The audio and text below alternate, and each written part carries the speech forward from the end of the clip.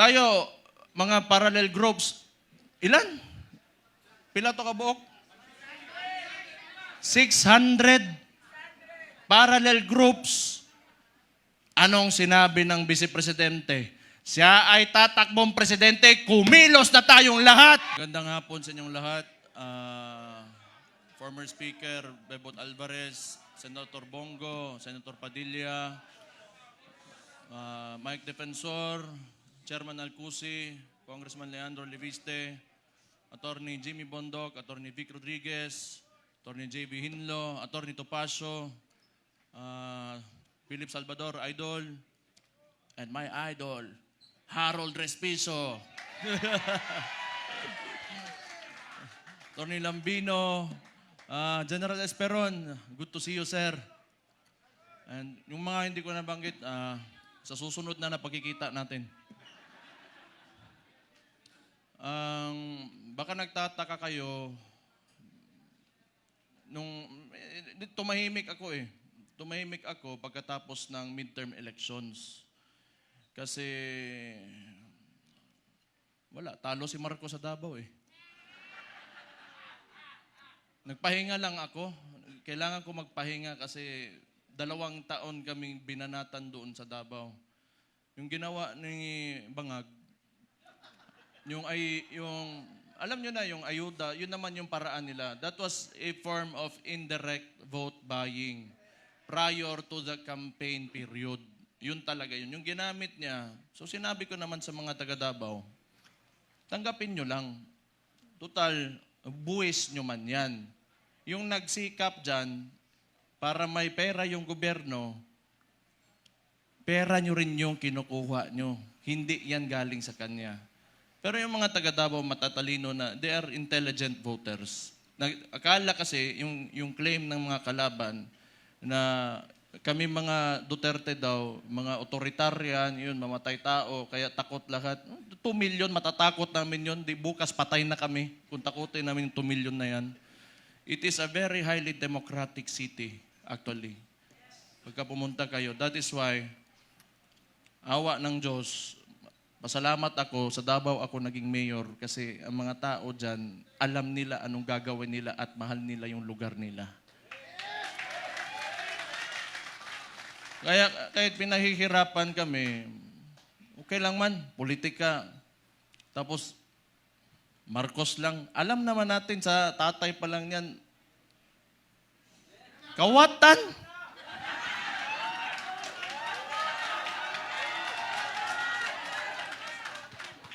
Hindi, kasi ganito yon. Nung nagsimula yung kampanya nung 2022, kasama niya yung kapatid ko, the Vice President, siyempre, inisip ko rin, siguro, itong tao na to gusto maging presidente, he will redeem the Marcos family name.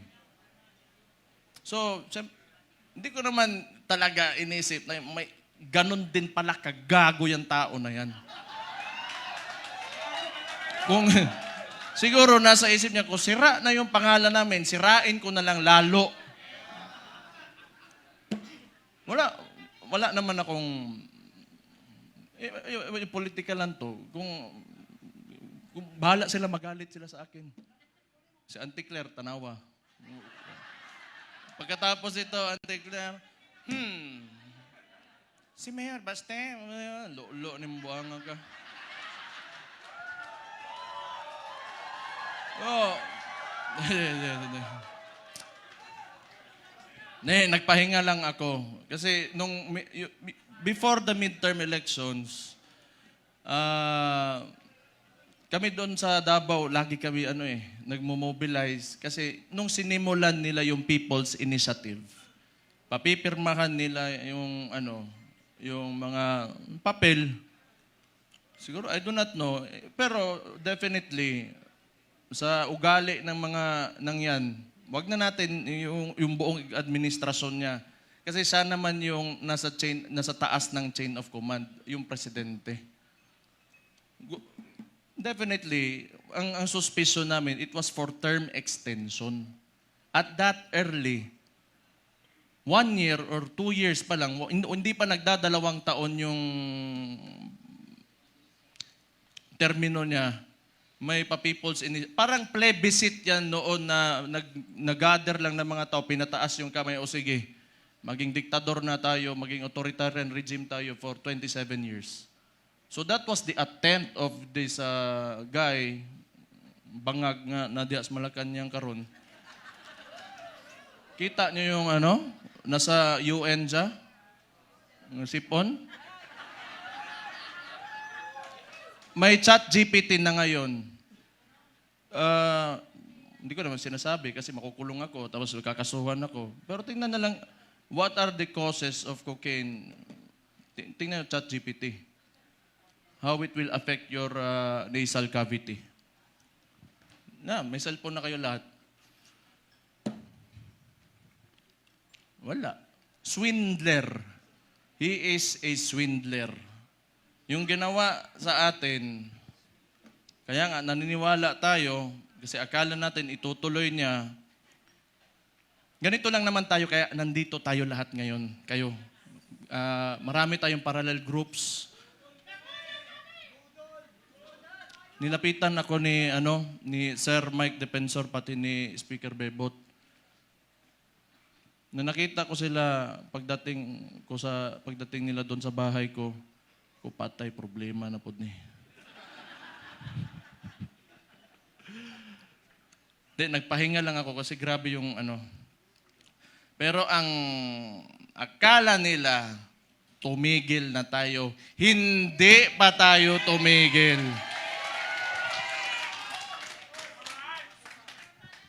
Anong gusto nila? Lalabasin lahat ng ginawa nila. Tingnan mo katangahan nito ni Bangag.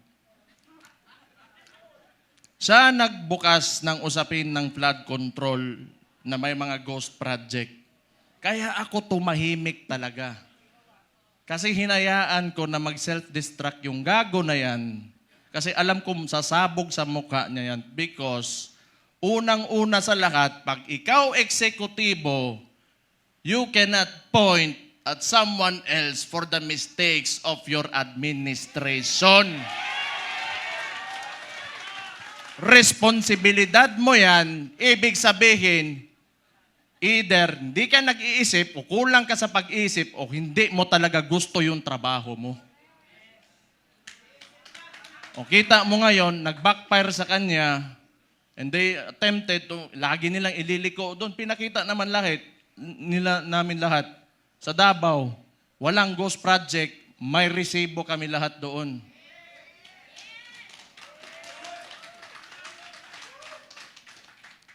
Tingnan nyo, anong resulta ng ginawa nila?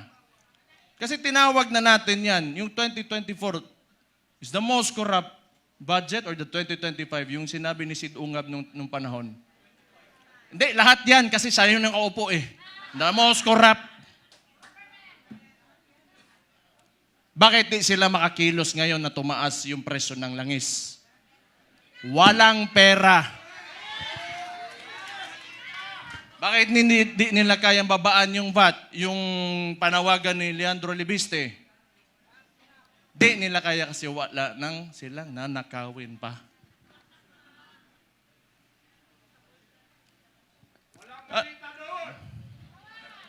Alam nyo, hindi naman talaga perfecto kahit saan ka pumunta sa buong mundo. May mga lobbyists, the congressmen and the senators, dadaan talaga yung pera dyan because that's the power of the purse. Lobbying and all of that.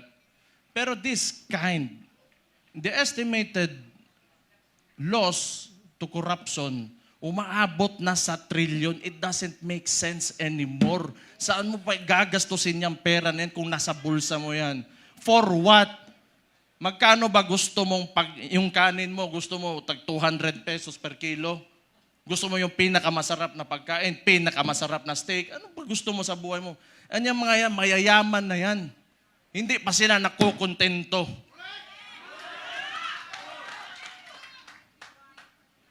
Hindi na lang maawa ba? Kita nyo yung mga matatanda na nagmamalingke sa umaga, magdadala ng bayong, tapos pahihirapan mo pa, ngayon tumataas presyo ng lahat.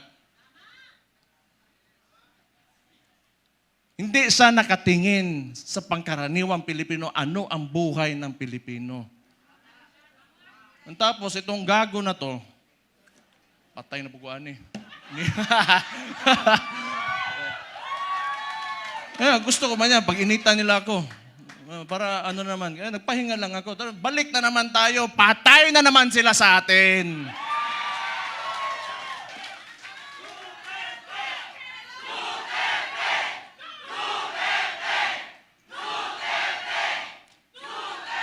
Ito pang maganda. Ito pang maganda. Tayo, mga parallel groups, ilan? Pila to kabuok? 600 parallel groups. Anong sinabi ng Vice Presidente? Siya ay tatakbong presidente, kumilos na tayong lahat.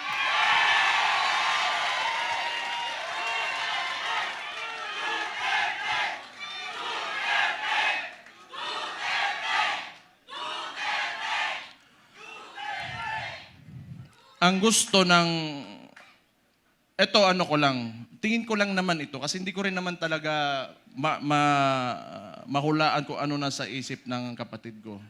Tayo, tama yung sinabi ni Rob Rances kanina, may galit tayo. Galit na, lahat tayo galit dito. Kaya nga tayo nagtipon-tipon kasi gusto natin na may pagbabago na nangyari. Kasi yung pagbabago na yon, kinuha ni Bongbong Marcos, nandun na sana tayo. Balik lang tayo kung ano yung plataforma. Ito ha. Noong 2016, si former President, si Roddy Duterte, yung tatay ko, sa survey, 7%, 15, 18. Ano plataforma niya? Dalawa lang. Very simple. But it reflected the sentiments of the people. Yung masa. Drugs and corruption. Anong binalik ni BBM ngayon? Drugs and corruption.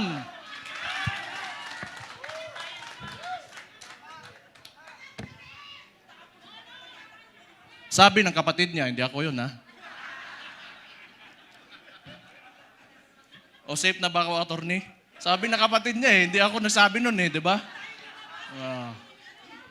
Na-addict daw yung kapatid niya, ang maulagi na ba?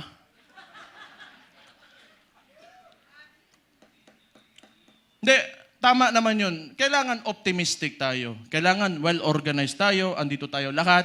At mahalaga sa lahat, unified tayo.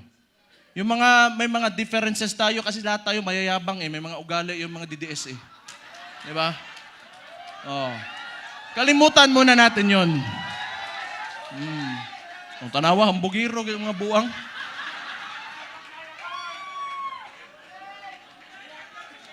Sa ngayon, kailangan organisado tayo. Kailangan kalimutan muna natin yung mga differences natin. Magkaisa tayo. At since nagdeklara na natatakbo yung principal natin, who is the Vice President, Sara Duterte, magsimula na tayong kumilos.